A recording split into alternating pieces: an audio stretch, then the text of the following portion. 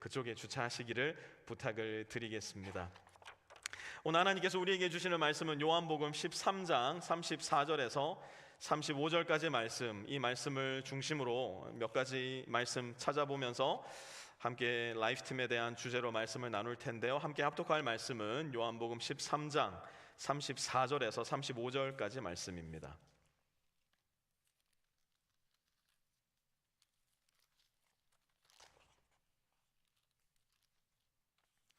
찾으신 분들 자리에 다 일어나셔서 요한복음 13장 34절에서 35절까지 두 절 말씀 저와 함께 한 목소리로 크게 읽도록 하겠습니다. 함께 읽습니다. 시작.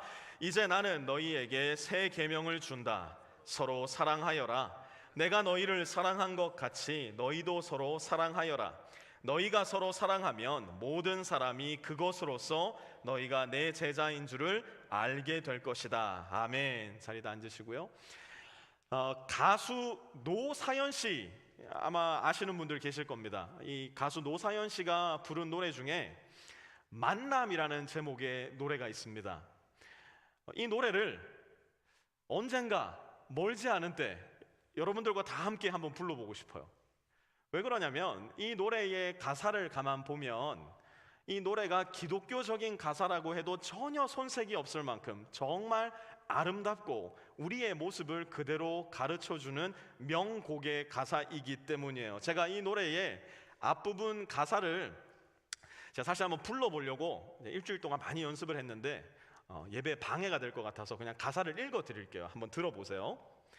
우리 만남은 우연이 아니야.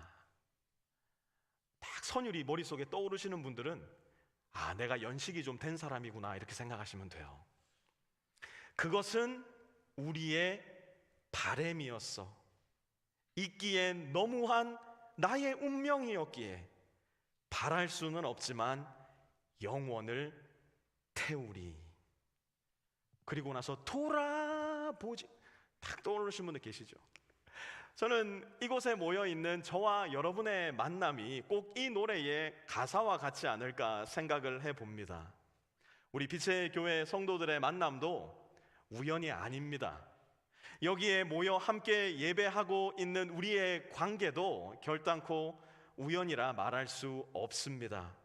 우리 빛의 교회 모든 성도들의 만남과 교제 역시 영혼을 태울 만큼 소중한 가치가 있는 만남이라는 것입니다. 그렇다면 우리는 이렇게 소중한 만남 안에서, 이렇게 귀한 만남 속에서 도대체 무슨 일을 어떻게 함께 해야 할까? 특별히 빛의 교회 안에 있는 라이프팀이라는 이 소그룹 안에서 우리의 만남, 우리의 교제는 무엇을 의미하는 것일까? 더 나아가 그리스도인의 만남과 관계와 교제는 무슨 의미와 뜻을 가지고 있을까?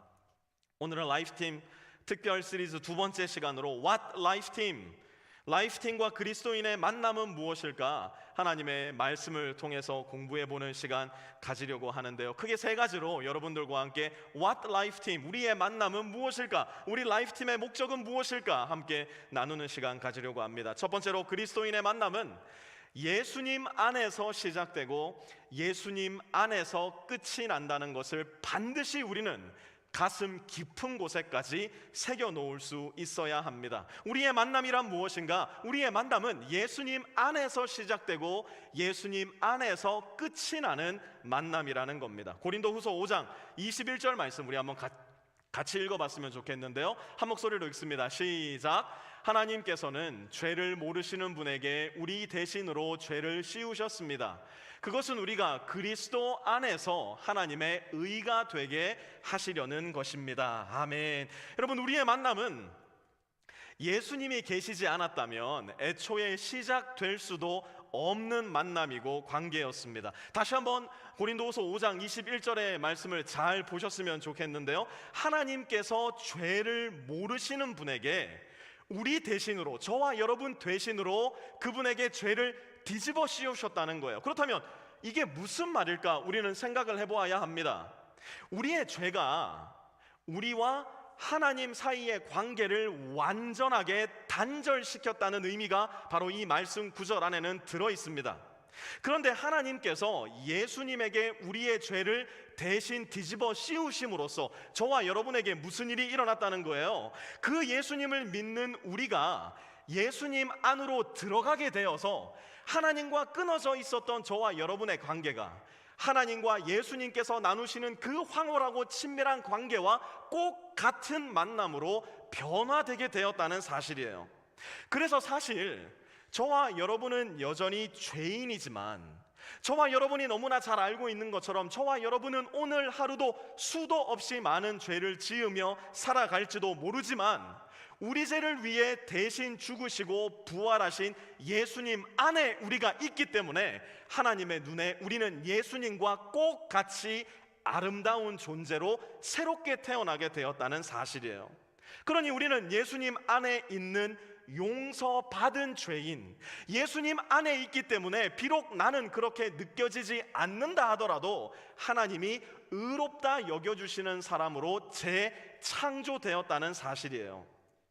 여러분, 우리의 영적인 현실을 잘 보셔야 됩니다.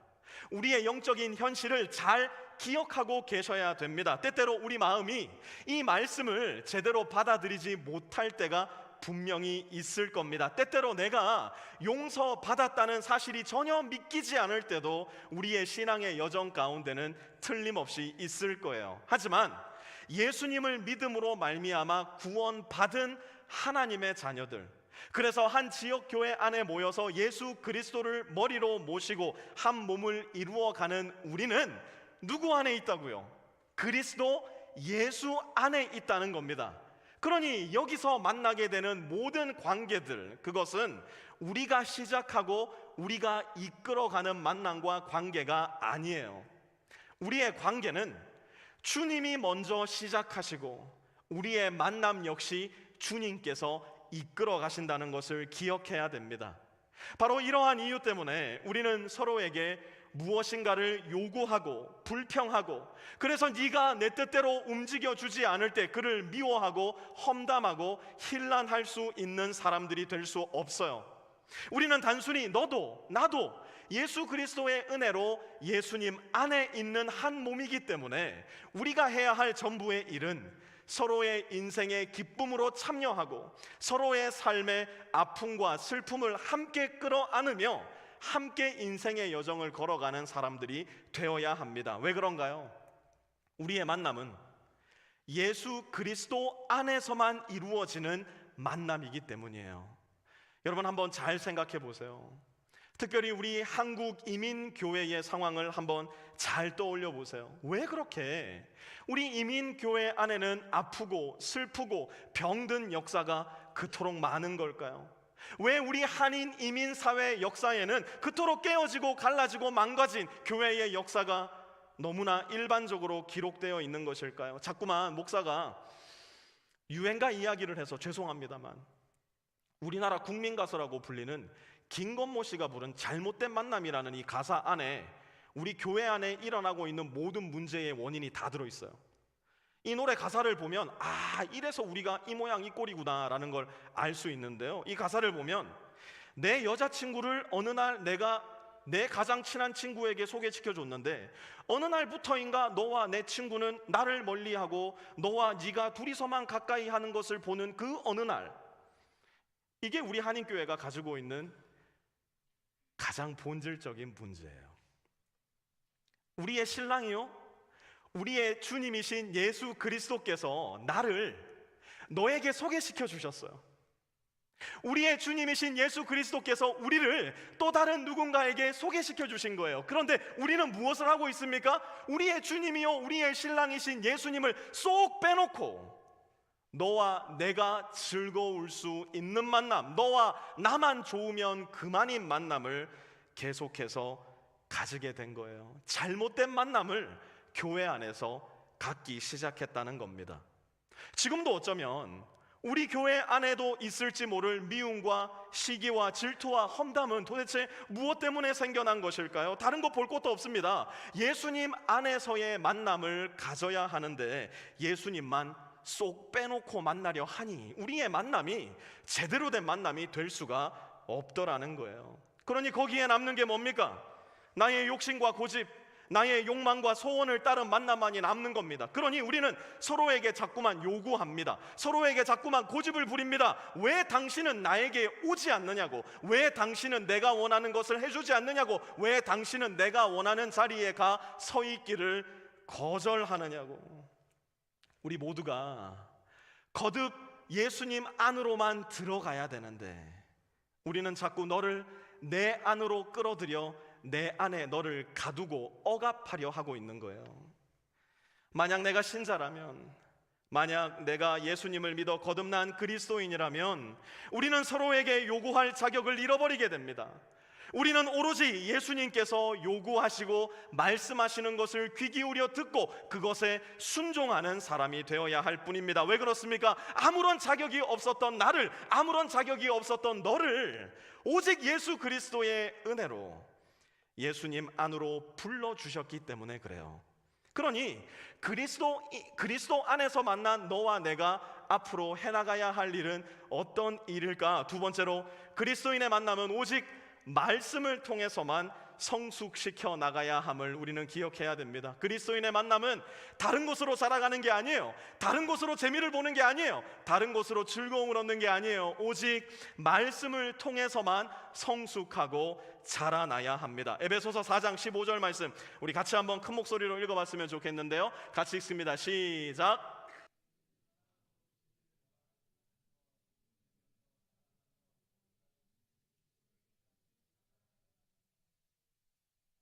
소리로 읽어보도록 하겠습니다. 시작. 우리는 사랑으로 진리를 말하고 살면서 모든 면에서 자라나서 머리가 되시는 그리스도에게까지 다다라야 합니다. 아멘. 그리스도인의 교제는 오직 진리의 말씀을 통해서만 성숙시켜 나가야 합니다. 그리스도 안에서의 모든 만남은 오직 말씀을 통해서만 조금씩 자라나야 합니다. 여러분, 한번 지난 시즌 여러분들의 라이프팀을 가만 돌아보시기 바랍니다. 지난 한 시즌 우리가 함께한 라이프팀에서 하나님의 말씀을 빼버린다면 우리 라이프팀은 어떤 모습이었을까? 굳이 말씀을 뺀다 하더라도 우리 라이프팀은 지난 한 시즌 지금의 우리 라이프팀과 별반 다를 것이 없는 것 같은데, 말씀이 있으나 없으나 우리 라이프팀은 여전히 지금의 모습일 것 같은데 라는 생각이 든다면, 어쩌면 지난 한 시즌 동안 우리의 라이프팀은 예수님만 쏙 빼놓은 우리만의 만남이었을지도 몰라요. 에이, 목사님, 교회 모임이 뭐 특별히 다를 게 있습니까? 그냥 좋은 게 좋은 거라고 만나서 맛있는 밥도 먹고 정보도 공유하고 애들 어떻게 키우는지 서로 아픔도 좀 나누고, 그리고 가끔씩 기분 좋으면 술도 한 잔씩 할 수 있는 게 교회 모임이라고 할 수 있지 않겠습니까? 이민 사회에서 그 정도 즐거움은 있어야 되지 않겠습니까? 예, 정말 듣기 좋은 말이에요. 외로운 이민 생활, 그런 재미가 있다면 금상첨화라고 저도 생각합니다. 하지만 여러분 잘 들으세요. 제가 목사로서 너무나 큰 실망을 하게 되고 너무나 큰 아픔을 겪게 되고 밤에 잠을 자다가 새벽에 이불을 그냥 걷어차면서 일어나서 잠을 이루지 못하면서 기도해야 되는 때가 주로 언제인 줄 아십니까? 교회 안에서 자기들끼리 만나서 자기들끼리 아이 좋아, 너무 좋아, 너무너무 즐겁게 살아가다가 얼마 안 가서 보니까 이 사람도 저 사람도 저에게 와서 이야기하는 거예요. 그 사람 너무너무 밉다고, 그 사람 너무너무 증오스럽다고, 나 그 사람 죽여버리고 싶다고. 불과 어제까지만 해도 자기의 생명을 내어줄 것처럼 사랑한다고 했는데 오늘에 와서 그 사람이 미워 살지 못하겠다는 그 모습을 볼 때 제 마음은 창자가 끊어질 것처럼 아픔을 느껴요. 그런 일이 도대체 왜 교회 안에서 일어납니까? 여러분들 한번 가만 돌아보세요. 여러분들이 지금 그토록 미워하고 증오하는 사람들이 한때는 여러분들이 가장 사랑하고 아꼈던 사람일 가능성이 대단히 높을 겁니다. 청년들이 교회 안에서 자기들 좋은 대로 먹고 마시고 놀다가 심지어 남녀가 만나 우리는 끝까지 가는 거야, 오빠 믿지? 이런 꼬임에 빠져서 자기의 모든 것을 다 내어주고 마음과 몸과 영혼의 상처를 받고 이게 다 교회 탓이라고, 난 다시는 교회는 안 나간다고. 도대체 이런 일이 왜 일어납니까? 심지어 결혼한 부부 사이에서도 서로의 배우자를 두고 다른 남자 다른 여자를 마음에 품고 보내질 말아야 할 메시지를 밤늦은 시간에 보내고, 심지어 만나지 말아야 할 만남을 갖고 하지 말아야 할 짓들을 교회 안에서 하는 이유가 도대체 무엇이냔 말이에요.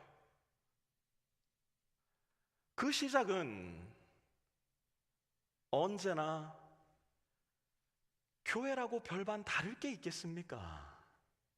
그냥 좋은 게 좋은 거지요. 바로 이 거짓말에서 출발한다는 것을 여러분 잘 기억하셔야 돼요.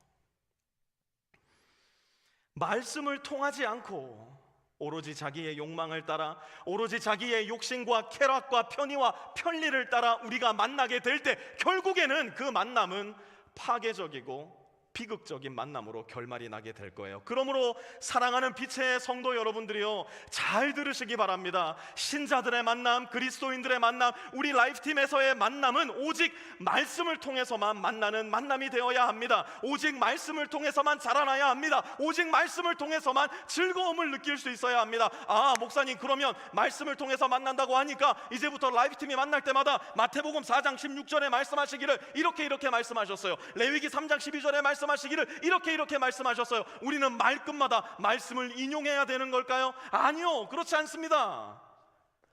말씀을 통한 관계와 말씀을 통하지 않은 관계에는 여러분 스스로가 오늘 당장 지금 이 시간에도 분별할 수 있을 만큼 분명한 차이가 있어요.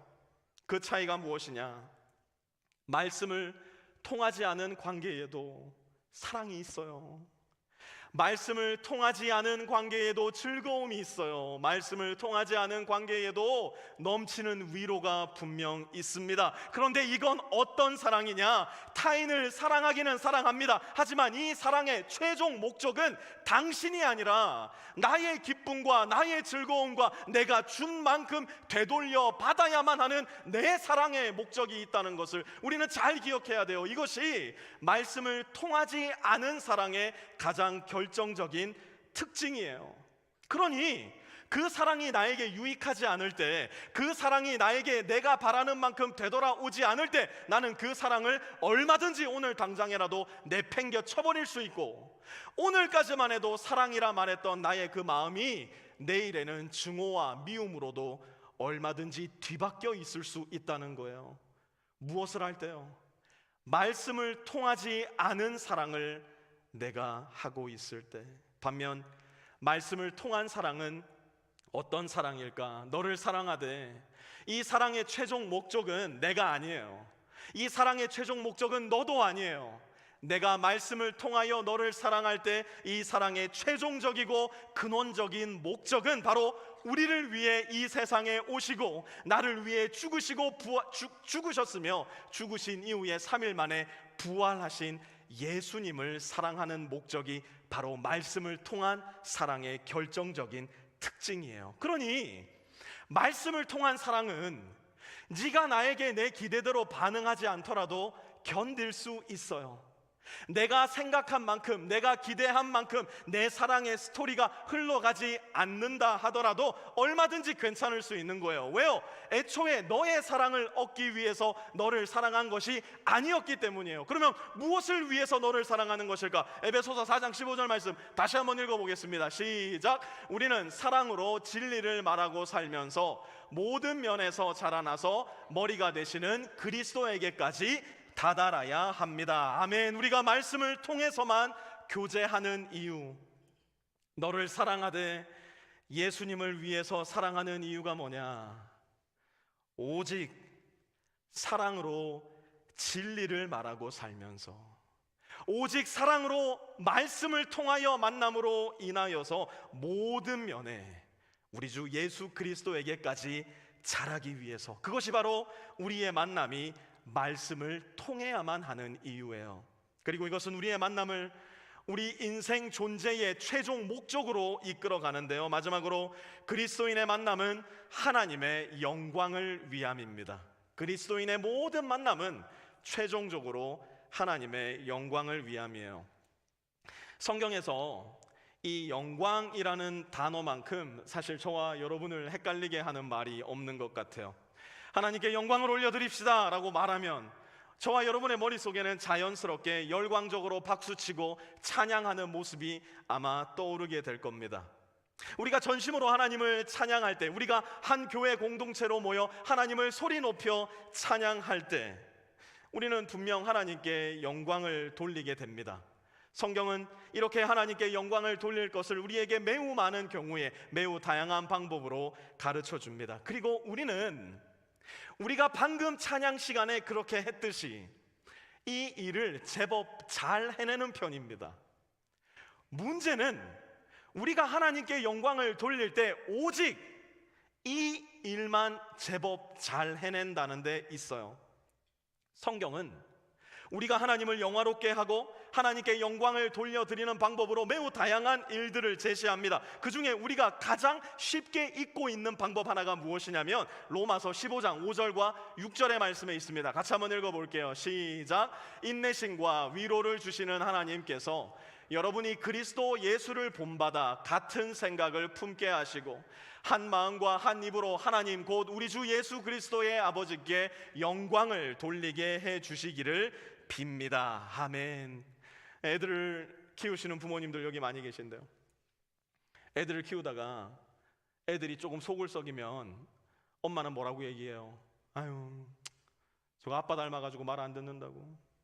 그럼 아빠는 뭐라 그래요? 무슨 소리냐고, 당신 닮아서 저렇게 말 안 듣는 거지. 그럼 우리 애들은 헷갈려요. 난 엄마를 닮았나 아빠를 닮았나.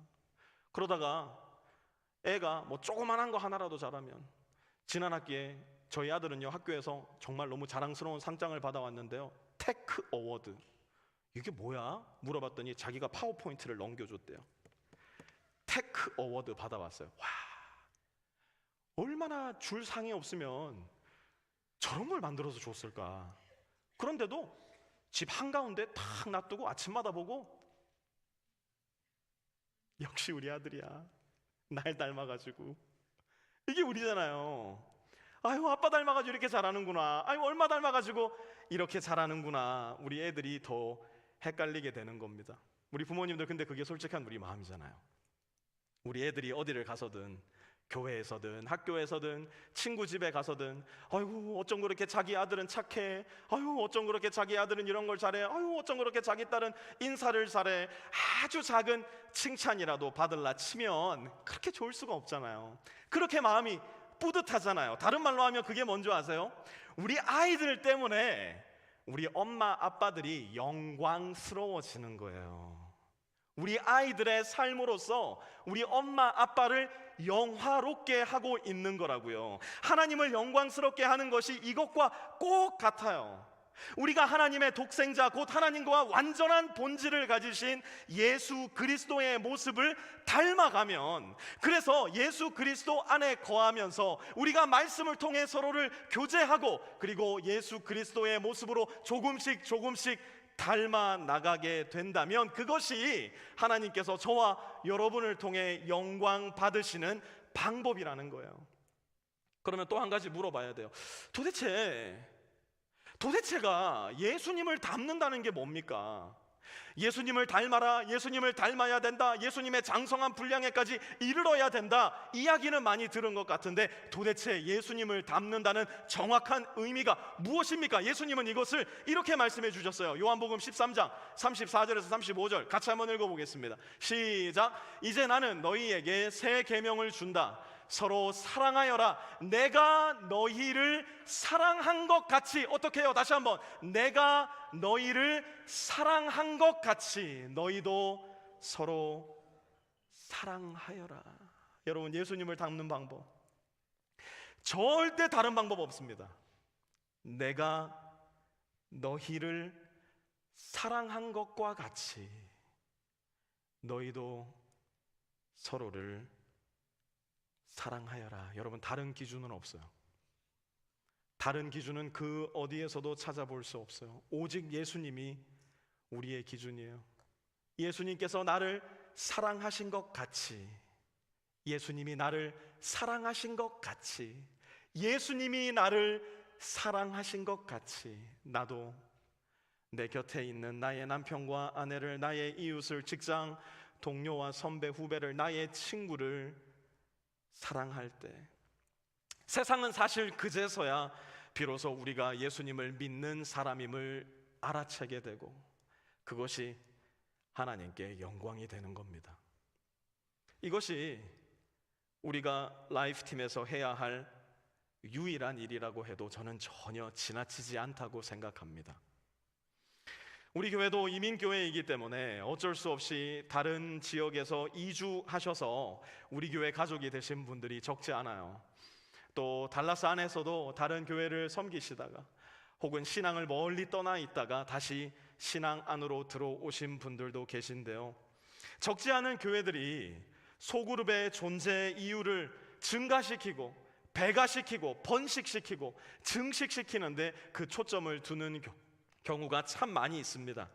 그렇게 해서 우리 소그룹을 통해 더 많은 사람이 들어오게 되고 우리 소그룹을 통해 더 많은 소그룹들이 생겨나게 될 때 그것이 소그룹의 목적이 되고 칭찬이 될 때가 사실은 굉장히 많이 있는 것 같아요. 그런데 여러분 잘 들으세요. 우리 라이프팀 안에서 그런 일 안 할 거예요. 번식, 증식, 배가, 증가. 저는 이런 거 들으면 자꾸 메뚜기 생각이 나요. 우리 메뚜기가 아니잖아요. 우리 사람이잖아요. 우리 라이프팀에서 애초에 그런 생각을 하덜덜 마세요. 왜 그런 줄 아세요? 우리는요, 정직하게 이야기하자면, 정말 내 스스로에게 진실할 수 있다면 사실 단 한 사람도 제대로 사랑하지 못하는 존재이기 때문에 그래요. 제가 증명해 볼까요? 여러분들의 아내를 예수님께서 여러분을 사랑하듯 사랑하고 계세요?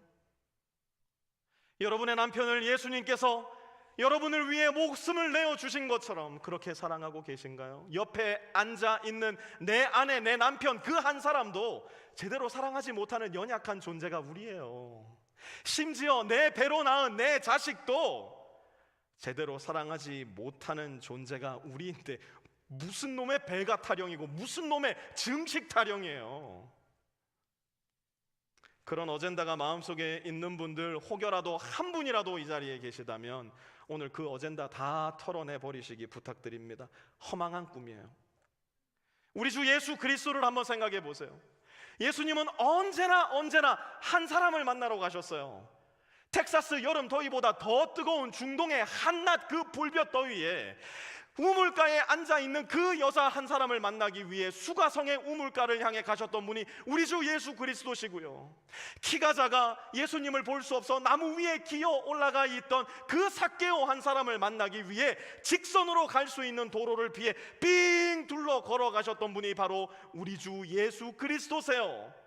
99마리의 양을 제쳐두고 잃어버린 양 한 마리, 그게 누군데요?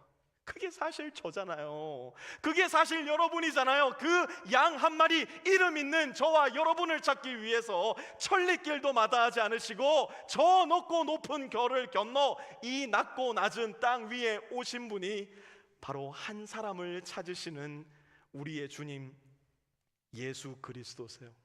예수님은 배가의 예수님, 증식의 예수님, 증가의 예수님이 아니라 한 사람의 예수님, 한 번에 한 사람을 사랑하시는 예수님이에요. 그러니 우리도 바로 그 예수님을 본받아 한 번에 한 사람씩 우리 라이프팀 안에 있는 나의 형제와 자매를 그리스도 안에 있는 한 몸으로 인정하고 말씀을 통해서만 그들과 교제하며 예수님께서 나에게 가르쳐 주신 그 사랑의 모습을 본받아 그와 꼭 같은 사랑으로 아껴주고 감싸줄 때 우리도 나의 인생 속에 우리 라이프팀 안에서 하나님께 영광을 돌리는 사람들로 발견될 수 있을 거예요. 그것이 바로 9월부터 새롭게 시작될 우리 라이프팀에서 해야 할 일입니다. 함께 합시다.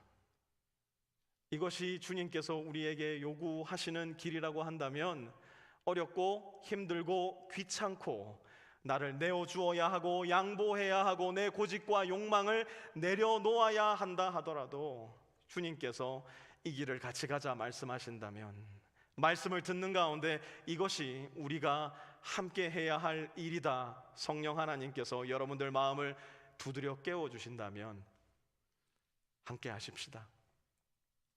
하지만 제가 늘 강조하지만 이 일은 또다시 한번 정직해져 보자고요. 우리 스스로는 결단코 할 수 없는 일입니다. 제 아무리 노력해 보십시오. 제 아무리 어금니를 꽉 깨물고 여러분들의 투혼을 불태워 보십시오. 두 주먹 불끈 쥐고 결의를 다지고 또 다져 보십시오. 아무리 길어봐야 한 달이면 번아웃이 올 거고요. 아무리 잘해봐야 겉모습만 그럴듯한 종교인의 가식으로 너를 대하고 있는 나를 발견하게 될 거예요. 이 일을 잘 해내려면 우리에게는 반드시 은혜가 필요합니다. 이 일을 잘 해내려면 우리는 반드시 은혜의 보좌에 앉아 계신 예수님을 바라보고 우리 안에 계신 성령님께 온 힘을 다해 의지하는 사람들이 되어야 합니다. 바로 이 지점에서 우리는 예수님께서 우리에게 가르쳐 주신 성찬의 은혜에 우리의 모든 마음과 생각을 온전히 내맡기는 사람들이 되어야 합니다. 성찬이 우리에게 가르쳐 주는 것이 무엇일까요? 도저히 하나님의 사랑을 받을 만하지 않은 내가 오직 예수 그리스도의 은혜로 말미암아 넘치는 하나님의 사랑을 받는 존재로 변화되었다는 거예요. 도저히 사랑스럽지 않은 존재인 내가 예수 그리스도로 말미암아 하나님의 눈에 넣어도 아프지 않은 예수님과 꼭 같은 존재로 변화되었다는 겁니다. 그렇기 때문에 우리는 성찬을 받을 때마다 다시 한번 기억합니다.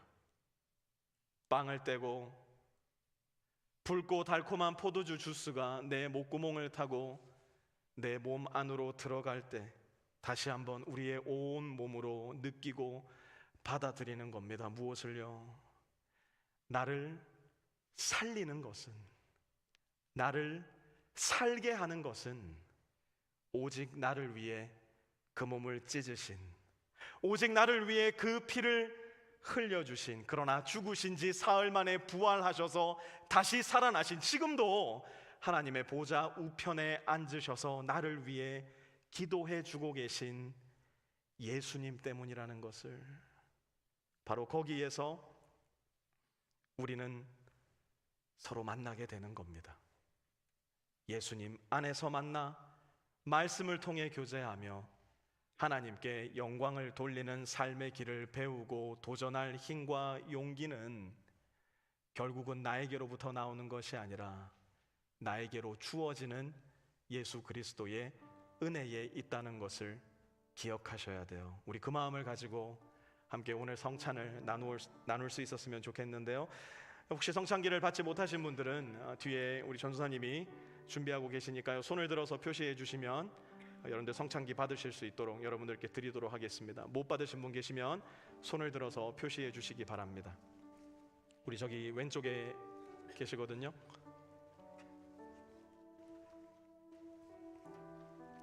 위에 있는 껍질을 벗기셔서 예수님의 몸을 상징하는 작은 쿠키를 여러분 준비해 주시기 바라고요.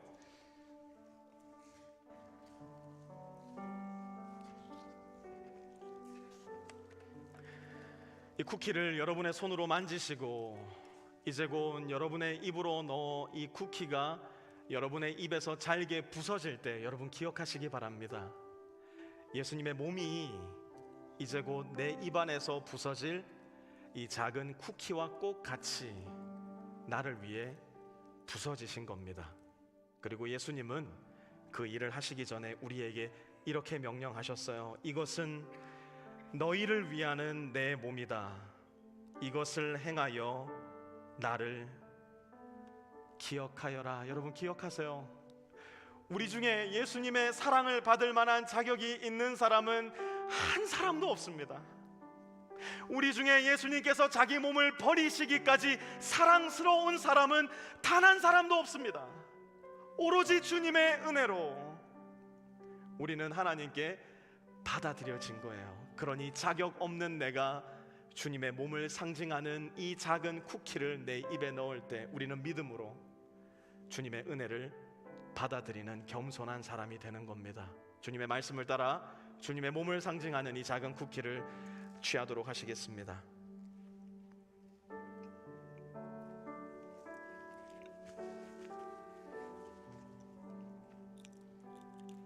이제 잔을 준비해 주시고요.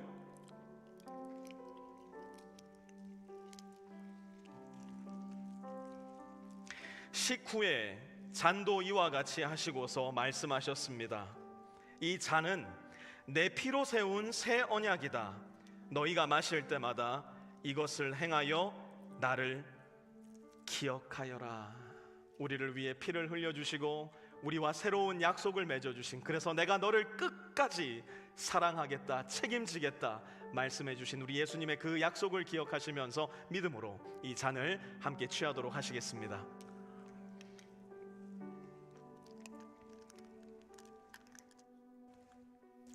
사랑의 아버지 하나님, 고맙습니다. 믿음으로 주님의 몸과 주님의 피를 취합니다. 네, 주님 앞에 저는 사랑스럽지 않습니다. 주님 앞에 우리는 의롭지 않습니다. 하지만 하나님의 그 크신 은혜로 예수님이 나의 자리를 대신하여 죽어주셨음을 내가 믿기에 우리는 믿음으로써 예수님 안에 거하게 된 줄 압니다. 이제 하나님은 더 이상 나를 나 자신으로 보는 것이 아니라 예수님 안에 있는 나로 보시기에, 하나님은 나를 보실 때 예수님을 바라보시는 그 사랑스러운 눈길로, 그 크신 사랑과 은혜로 우리를 바라보고 계심을 우리가 다시 한번 확증할 수 있게 도와주시고, 주님께서 우리를 그렇게 사랑하셨기에 우리도 서로를 사랑하기에 아까워하지 않는 우리의 인생이 될 수 있도록 하나님 은혜를 베풀어 주시옵소서. 감사를 드리며 우리 주 예수 그리스도의 거룩하신 이름으로 간절히 기도드려 싸움나이다. 아멘. 우리 자리에 다 일어나셔서 이 찬양, 오늘 들은 말씀 기억하시면서 주님 나에게 오셔서 나의 주인이 되어주시고 내가 주님 안에 거함으로 주님께만 영광 올려드리는 인생 되게 하여 주옵소서. 그 마음을 가지고 함께 찬양합니다. 사랑의 예수님, 나를 찾아오셔서 십자가로 대속하사 내 마음 두드리네. 오 사랑의 예수님, 지금 내 맘을 엽니다. 내 안에 거하셔서 나의 생명 되소서. 우리 다시 한번 찬양합니다. 사랑의 예수님, 나를 찾아오십니다.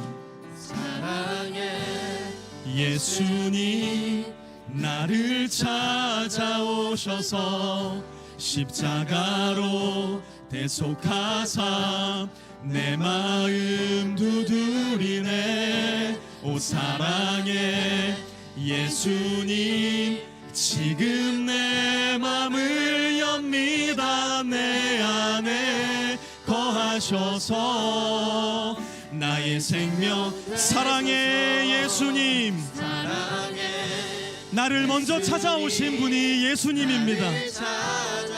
십자가의 피로 나를 대속해 주시고 오늘도 내 마음을 두드리십니다. 두드리네. 오 사랑의 예수님, 지금 내 맘을 엽니다. 내 안에 거하셔서.